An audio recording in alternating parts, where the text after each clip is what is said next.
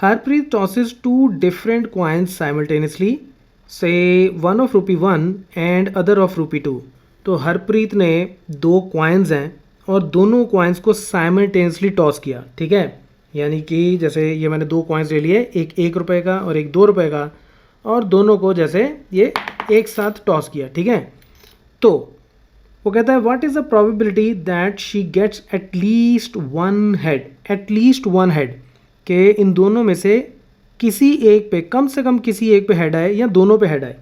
तो इसकी प्रोबेबिलिटी निकालनी है। देखो अब सबसे पहला काम आपने क्या करना है, आपने जो इसकी टोटल पॉसिबल आउटकम्स हो सकती हैं, जितनी भी पॉसिबल आउटकम्स हो सकती हैं उन सब की लिस्ट बनानी है, ठीक है। तो देखो सबसे पहले मैं 1 रुपये वाले का लिख लेता हूँ एंट्री, और उसके बाद 2 रुपये वाले की एंट्री लिख लेता हूँ, ठीक है। तो ये पॉसिबिलिटी हो सकती है कि 1 रुपये वाले पे हेड आए और 2 रुपये वाले पे भी हेड आए, एक पॉसिबिलिटी ये है, ठीक है। दूसरी क्या हो सकती है कि पहले वाले पे हेड आए और दूसरे वाले पे टेल आ जाए, ठीक है। अगली पॉसिबिलिटी क्या हो सकती है कि इस पे टेल आए और इस पे हेड आ जाए, ठीक है। 1 रुपये वाले पे टेल आए और 2 रुपये वाले पे हेड आए, और एक पॉसिबिलिटी हो सकती है कि इस पे भी टेल आए और इस पे भी टेल आए। इसके अलावा क्या कोई और पॉसिबिलिटी हो सकती है? नहीं हो सकती। ये 4 ही पॉसिबल आउटकम्स हैं। तो यानी कि मेरी टोटल पॉसिबल आउटकम्स कितनी हो गई? 4, ठीक है। अब मुझे क्या निकालना है? मुझे प्रोबेबिलिटी निकालनी है कि एट लीस्ट 1 हेड ये आए, ये मेरा इवेंट है। अब मुझे क्या करना है? मुझे सिर्फ ये देखना है कि एट लीस्ट 1 हेड, इसको सेटिस्फाई करने वाली आउटकम्स कितनी हैं इस लिस्ट में।